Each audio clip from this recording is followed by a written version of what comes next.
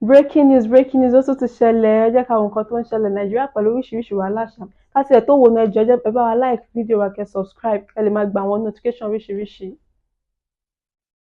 Breaking news ó tún ti ṣẹlẹ̀ ẹ jẹ́ ká wo nǹkan tó ń ṣẹlẹ̀ Nàìjíríà pẹ̀lú oríṣiríṣi wàhálà ṣá ká tiẹ̀ tó wo náà ẹ jọ̀ọ́ ẹ bá wa like fídíò wa kẹ́ subscribe kẹ́ lè máa gba àwọn notification oríṣiríṣi.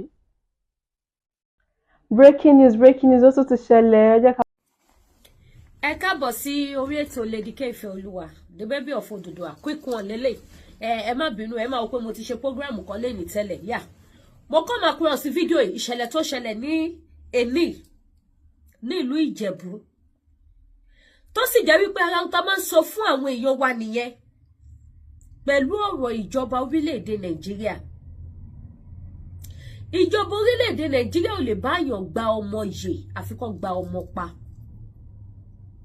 ìjọba orílẹ̀-èdè Nàìjíríà àwọn kì í gbé ọmọ yè wọ́n máa ń gbé ọmọ pa ni ìdí tí mo fi sọ bẹ́ẹ̀ ni ẹ wo adúrú abiyamọ tí wọ́n fi iná jó ní èní nílùú Nàìjíríà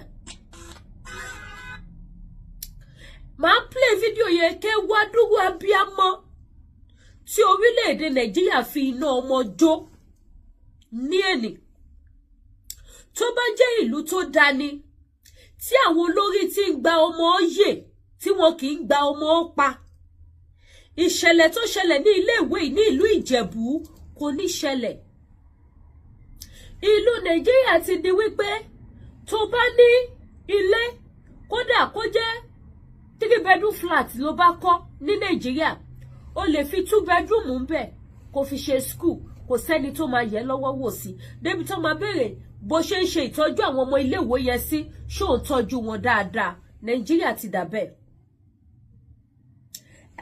Nàìjíríà ti dibi tó jẹ́ pé kódà tó bá lórí ọ̀fẹ́ àti kọ́ room and parlour safe o lè fi parlour ẹ̀ ṣe school kó máa sùn sínú yàrá kò sí ìjọba tó fẹ́ wá wò wípé ṣé ibi tó fẹ́ kó àwọn ọmọ sí ṣé ibi tó safe ni ṣé ibi tí wọn ò ti ní pàdánù ẹ̀mí àwọn ọmọ ni kò sí kan tó kan ìjọba Nàìjíríà and ọ̀pọ̀lọpọ̀ nínú àwọn school wọ̀nyí náà ni wọ́n tún sanwó sí Ministry of Education náà ẹ bá mi gbé ojú àwòyàn sókè kẹ́ wo bí wọ́n ṣe fi iná ọmọ jó àwọn èèyàn láti pàṣẹ àìní àmójútó láti pàṣẹ àìkọbiara ìbìkítà pẹ̀lú ìwà burúkú tó wà lọ́wọ́ àwọn olórí wa ìṣẹ̀lẹ̀ tó ṣẹlẹ̀ yìí sìn láti àárọ̀ Friday tí kìíní ti ṣẹlẹ̀ mọ́ ọ̀sán newspaper kankan ò gbé ní Nàìjíríà débi tí information yẹn débi tí ìṣẹ̀tì yẹn tó máa spread round all over the country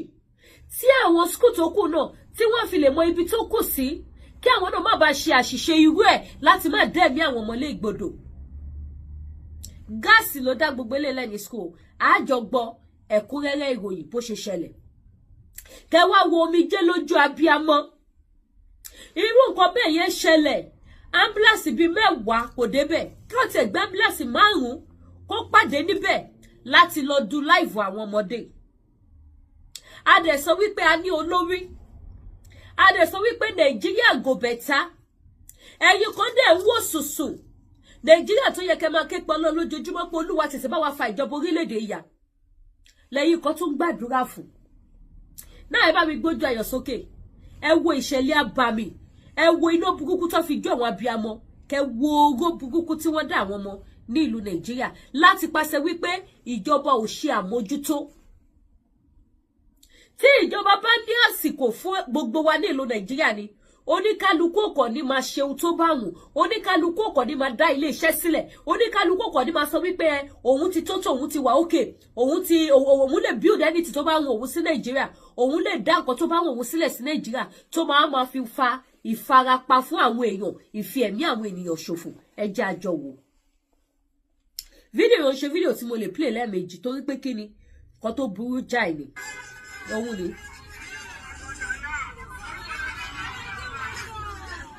ṣé ìgbọ́ ẹ máa gbé wọn lọ kò sí ambulance ẹyọ̀kan ló wà bẹ́ẹ̀.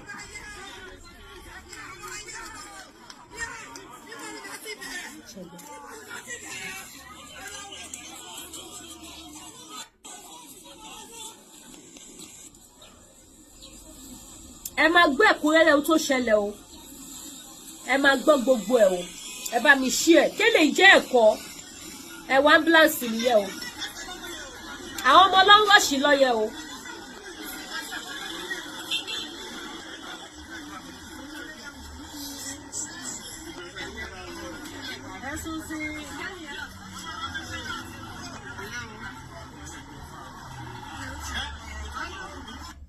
Sórí ètò yín ètò wa aráàlú àti ìjọba ilé ẹ̀kọ́ tá a wà yìí òun ni ilé ẹ̀kọ́ tí wọ́n ń pè ní HGS nílùú Ìjẹ̀bú Òde ń bí lówùúrọ̀ tó ní ìsàlẹ̀ la gbọ́ ìṣẹ̀lẹ̀ kan tó ṣẹlẹ̀ eléyìí tí ó mú ìdàrúdàpọ̀ bá àwọn akẹ́kọ̀ọ́ nílé ẹ̀kọ́ ọ̀hún pẹ̀lú ohun tá a gbọ́ pé wọ́n tú gáàsì kan tàbí kẹ́míkà dálẹ̀ eléyìí tá àti ìfìdí òtítọ́ múlẹ̀ dáadáa ṣùgbọ́n tó ṣe ìjàmbá fún ọ̀pọ̀lọpọ̀ akẹ́kọ̀ọ́ àwọn tó ń bẹ ní General Hospital ti wà ń bẹ̀ tí wọ́n sì ti ń tọ́jú wọn ọ̀pọ̀lọpọ̀ ọmọ ilé ẹ̀kọ́ gan ló tiẹ̀ ti dákú tí wọ́n ń ṣe àbójútó wọn lọ́wọ́lọ́wọ́ ẹ máa bá wa ká lọ káwo ìṣẹ̀lẹ̀ òun ẹ ṣé púpọ̀.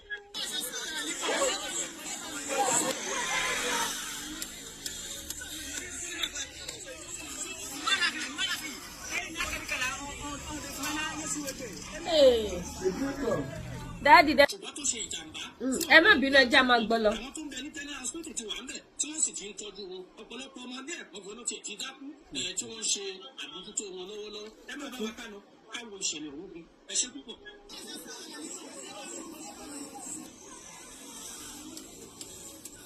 ẹ wọ́n bá ṣe ń gbé àwọn ọmọ lọ ní school, ẹ bá ṣe ń du life àwọn ọmọ. ẹ jọ̀ọ́ tí bá ti fẹ́ edit program èyí tí ò bá ṣe show máa cover in case tẹ́ bá rí face àwọn ọmọ yẹn dáadáa máa cover. lóde náà yóò bright.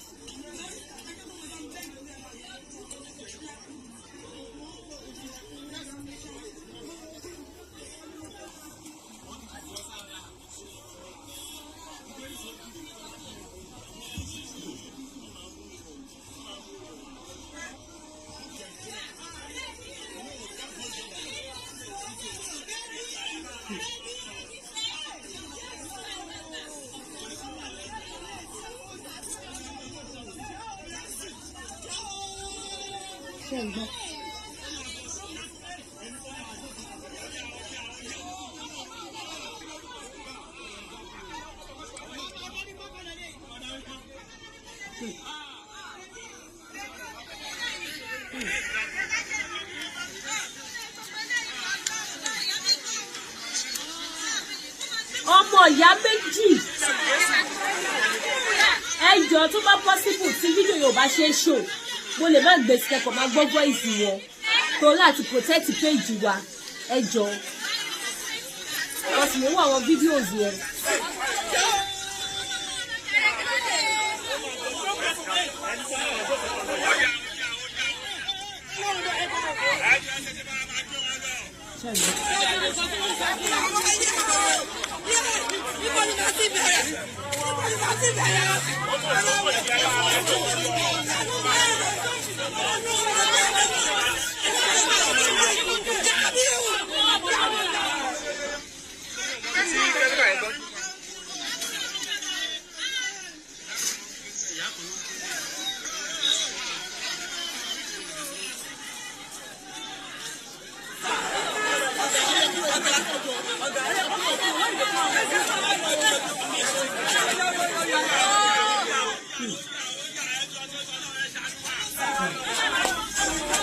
níbi tó jẹ́ wípé ambulance bíi márùn-ún ló yẹ kó ti pàdé níbẹ̀.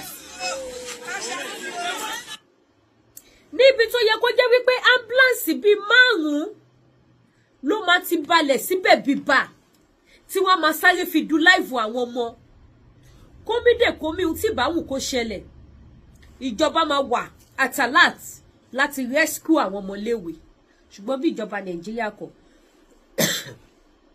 tọ́ba máa sọ́nsì according to wọ́n ní gas ni wọ́n ṣí bóyá àwọn ọmọ science students ni wọ́n lọ ṣí gáàsì kan ni tó lọ dìbò lo ìyá mi kò tí sẹ́ni tó mọ̀ but tọ́ba máa sọ́nsì wọ́n á ní ṣèjọba ló ní kó ṣí gas ṣebí torí àwọn tó wà ní kí àsìkò yẹn ti mọ̀ wípé ìjọba ò kí ẹ̀ àwọn lè ṣe bó bá ṣe wù àwọn òun ló fà táwọn náà fi lè máa ṣe nǹkan bó ṣe wù wọ́n láti máa fi risk life àwọn ọmọ lọ́mọ. láti fi risk life àwọn ọmọ lọ́mọ. Kẹ́ wo orílẹ̀-èdè Nàìjíríà bí ìṣẹ̀lẹ̀ ṣe wá lágbára tó, wọn ò tí address ẹ o, kò sí online o, ká ti rí àwọn onímímọ̀ lọ́tún lọ́sì kí wọ́n ti túyẹ́yá kí wọ́n ti túyẹ́rì ètè kí wọ́n ti bọ́ síta kọ́ ti máa sọ fáwọn èèyàn pé jọ́ gbogbo èyí tẹ́ bá ní school èyí tẹ́ bá ní lab ẹ máa wà careful pẹ̀lú àwọn chemical táwọn ọmọ bá fi ṣe practical, ẹ máa wà careful o pẹ̀lú àwọn ọmọ yẹn kó máa ṣí gas anyhow o, ìkọ́ báyìí là ń kojú ní iléèwé báyìí nísìnyí o. So ẹjọ́ torí Ọlọ́run o, à ń pàṣẹ information announcement síta fún gbogbo ẹ̀yin schools tó bá kù kẹ́yìn lọ má bá ṣe mistake irú ẹ̀ láti lè dá ẹ̀mí àwọn ọmọ légbodò. Ẹjọ́ ṣé kò yẹ kí ìjọba ti pariwo síta? Àwọn Ministry of Education ṣé kò yẹ kó ti pariwo síta kí pépà ti bá wọn gbé kẹ́fìtì ti bá wọn gbé kí wọ́n ti ju wọ́n ní jáde sí gbogbo school pé kí wọ́n wà careful pẹ̀lú àwọn gas. But instead of that, ẹlẹ́sàn iná ni lẹ́yìn ẹlẹ́sàn ló tún kàn ohun tí wọ́n bá kiri nìyẹn. Ẹ̀dẹ̀ níjọba kọ́ ló ń fẹ̀mí àwọn èèyàn wéwu. Bí mo ṣe wà ń sìn mo mọ̀ pé ìjọba Canada ò gba nonsense, èmi gan ò ní ṣe nonsense débi stupid. Ṣùgbọ́n Nàìjíríà wọ́n mọ̀ pé ìjọba wa ò kí ẹ̀, that is why táwọn èèyàn fi ṣe nonsense mọ́ stupid. That is why ẹwà ayé lóde àwọn tó kàn ló mọ̀ báyìí. Ọmọ mi à ń yè, ọmọ mi dẹ̀ tún lè má yè because àmọ́rú kẹ́míkà tí wọ́n ní wọ́n ṣí tí gbogbo wọn fà símú tó dáwọ́ ọ̀kọ́wé sílẹ̀. Kẹ́míkà tó lè rán àwọn ọmọ lọ sí hospital báyìí ó fi hàn pé kẹ́míkà tó wà dangerous ni. Ó lójú lab tó yẹ kó nírú kẹ́míkà bẹ́ẹ̀ yẹn. Wọ́n lè máa ṣe experiment gan lọ́wọ́. Ẹ bá ń ṣí ẹ̀ṣọ́ òye ẹ̀yẹ èèyàn ẹ jẹ́ ká save life àwọn ọmọ tó káwọn tó bá tún ní àwọn school. Wọ́n lè máa ṣe experiment lọ́wọ́ kí ìgò tí kẹ́míkà yẹn bá wà náà kó jábọ́ kó fọ́ kó dáwọ́ ọ̀hún sílẹ̀. Ló fi jẹ́ pé irú àwọn school tó bá ní àwọn kẹ́míkà tó lágbára bẹ́ẹ̀ nínú lab wọ́n gbọ́dọ̀ wà very very careful pẹ̀lú àwọn ọmọ. K'Ẹlẹ́dùmarè kó ṣàánú wa o ní ìlú ajíríyà tá à ń pè ní Nàìjíríà.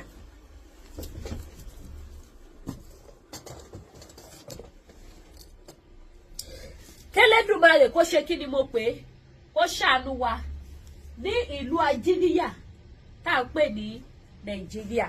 Ẹ wá ra ohun tí mò ń tà. Ẹ̀yin mọ́mì mi tẹ́ bá wo store aṣọ wa ẹ rí pé àwọn aṣọ tuntun lẹ tún rí bẹ̀ báyìí. Ẹ rí pé àwọn nínú wọn ẹ má bínú o mo fẹ́ sẹ́ẹ̀tì kí ló ti ń pè ní. Ẹ rí pé àwọn aṣọ tuntun mo ti kó àwọn aṣọ summer mo ti kó wọn síta. Ẹ wo kaftan size 14 very beautiful kaftan. Kọ́lẹ̀ gbọ̀ngbọ̀ngbọ̀n ni mo ti kó àwọn another 5 fine àdìmẹ́ mo ti kó wọn síta. Ẹ wo style ẹ̀yìn ẹ̀ lélẹ́yìí o, this one is ẹ̀yìn pẹ̀lú butterfly tó wà lẹ́yìn ẹ̀ wájú ẹ̀ nìyí.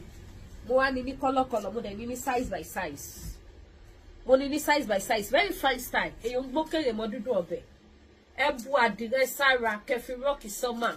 Ẹ bu àdìrẹ sára kẹfì rọ́ọ̀kì weekend. Ẹ bu àdìrẹ sára kẹfì ṣe iléyá promo ń lọ lọ́wọ́ ní Lady K African Store. Iléyá promo mo ṣe iléyá promo lọ́wọ́ mo ṣe sales iléyá lọ́wọ́.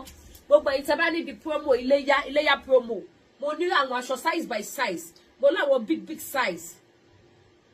Ẹ jẹ́ bá mi share ètò yìí. Mo ní àwọn aṣọ big size. Mo láwọn small size. Gbogbo ẹ̀yin mọ́mì mi tí ó jẹ́ pé ẹ̀yin ò fi bẹ́ẹ̀ ní body ẹ̀dẹ̀ tún fi bẹ́ẹ̀ ga. Ẹ̀dẹ̀ ní aṣọ tó máa dúró lára yín tẹ́ni ṣẹ̀ṣẹ̀ máa wá tailor tó máa bá yín mú lẹ́gbẹ̀gbẹ̀. Mo ní wọn wà available. Ó pọ̀ ó yapa. Àwọn fine àdìrẹ ńlá lélẹ̀ iṣẹ́ ti rí. Àdìrẹ ni. Òun ni very beautiful style. Mo ti kó àwọn aṣọ ṣẹtiri mo ti kó wọn síta. Ẹ wo aṣọ òkè lélẹ̀. Mo ní wọn lóríṣiríṣi àwọn eléyìí ò sí lórí igbá tẹ́lẹ̀. Mo sọ fún yín pàṣọ kúnnú store wa tàbá ṣe ń táwọn láàrin place mi padà síta. Ẹ wo eléyìí náà. Ẹ wo eléyìí báyìí. Mo ti show ẹ lórí live program tí mo ṣe. Ẹ wo ó fa ìgbọ́n mú yes. Ṣẹtiri top lélẹ̀ ó ní zip níwájú, ó ní zip ní iwájú, size 12 gẹ́gẹ́ lélẹ̀ tí kò sí àní-àní. Ó dẹ̀ ní ṣòkòtò, mo ní gàwọn ẹ̀ náà. Ẹ máa ra wọ́ zip ẹ̀, ẹ máa ra zip it up. Ẹ̀yin tẹ́ bá sanra náà mo ní size yín, òun ní ṣẹ́tìrì ṣẹ́tì bó ṣe fine. Ṣòkòtò ẹ̀ nìyí, ṣòkòtò ẹ̀ ní very fine style, so fine dáadáa tó mú yes. Ẹ check it out, ẹ check it out. Ó wà ńbẹ̀ dáadáa, ó gbá skin. So àwọn aṣọ wà, àwọn àdìrẹ lóríṣiríṣi. Mo ẹ̀ṣẹ̀ tún kó àwọn another new design, mo ẹ̀ṣẹ̀ kó wọn síta ni. Àwọn 3/4 tẹ́lẹ̀ lè lò fún summer tí kì í ṣe dábòlẹ̀. Gbogbo ẹ̀yin tẹ́ fẹ́ àwọn ṣòkòtò lásán tẹ́kọ̀lẹ́ ọ̀rá fi àwọn top armless lò, òun ni they are all available. Òun ni yìí, look at it. Mo ní tó ní top, mo ní tí kò ní top. Eléyìí sì kò ní top. Ẹ kọ́ ra wá armless, ẹ ra wọ̀ sí nǹkan yìí, ẹ fi gba atẹ́gùn. Lágbára Ọlọ́run atẹ́gùn ní gbòdì lára wa, á bá wa lára mu. So mo ní wọn lóríṣiríṣi. Yàtọ̀ sáwọn ilé lọ́kẹ̀dẹ̀ ní àwọn another one tún wà. Ẹ má bínú mi ìfẹ́ sí programu yẹn kó gùn. Eléyìí sí ó ní top, eléyìí ní top. Another one ó ní top ní ti lélẹ̀. Ó ní top lélẹ̀ náà. Ó ní top làwọn eléyìí náà. So gbogbo ẹ̀ wà available. Another one tún lélẹ̀. Àwọn aṣọ sọ́mà lélẹ̀. Fẹ́ bá rà fúnra yẹn rà fáwọn ọmọ yín obìnrin. Òun ni ẹ̀yin dádì náà mo láwọn African wear tẹ́lẹ̀ fi rock summer. Gbogbo ẹ̀ ló wà available. Mo dẹ̀ láwọn fine body cream tó dáa. Àwọn cream tó máa jẹ́ kẹ́ glow kí skin yín kó jáde síta. No filter o, no filter. Gbogbo ẹ̀ wà ń bí by cream wà, ọṣẹ wà. Everything is available. Ẹ patronize Lady K Ifeoluwa, the baby of Oduduwa nation. Ẹ wà àwọn eléyìí náà sìn. Mo ẹ̀ṣẹ̀ mú méjèèjì náà sí, mo ẹ̀ṣẹ̀ mú wọn síta ni. Ìtẹ̀mọ̀ pópù nínú store tẹ́lẹ̀, mo ẹ̀ṣẹ̀ tún lè kàn ní. Òun ni size 12, size 14. They are very fine. Ẹ wo color yẹn. Color yẹn fine. Mo another color fún mi design. Yeah, mo another color. Another color ni. Ṣé ti rí? Ẹ ti rọ́wọ́ ẹ̀. Èyí tẹ́ bá ti like, ẹ kọ̀ ra mú phone. Ẹ snap ẹ̀. Or kẹ́ screenshot. Kẹ́ send ẹ̀ sí mi ní WhatsApp.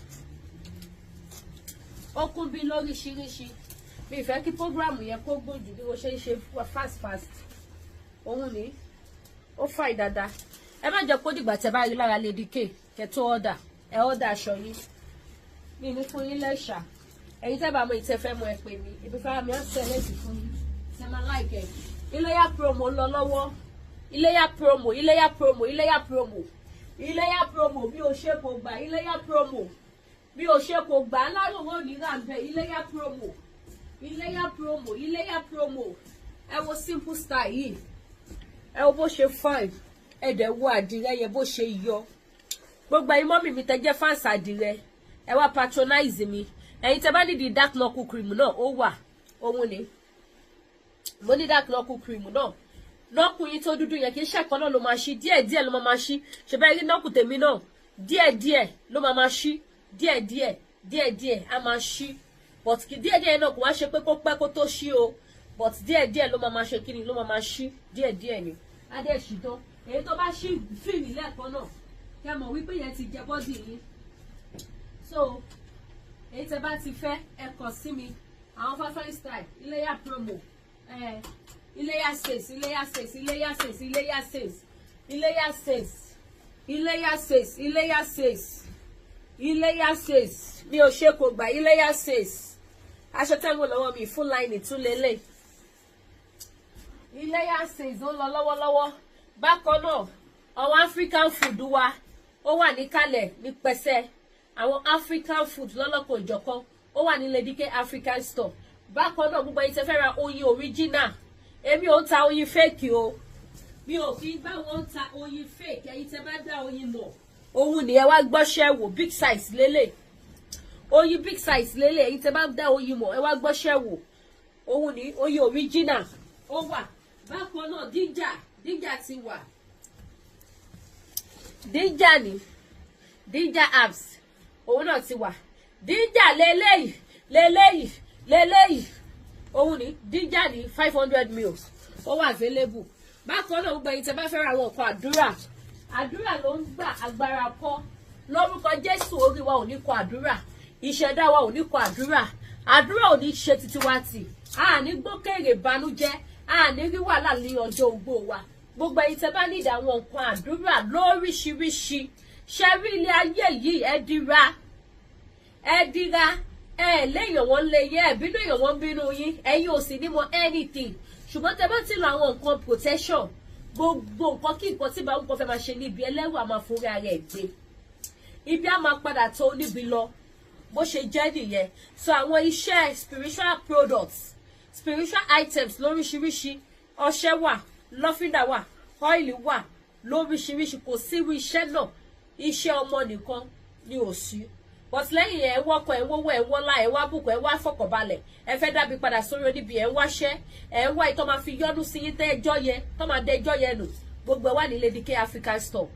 Ẹ dánwò kẹ́ mọ̀ pé rere lolúwa, ẹ̀ sì kájọ àdúrà, ẹ̀ sì jèrè Ọlọ́run. Bẹ́ẹ̀ ni, so bó ṣe jẹ́ nìyẹn.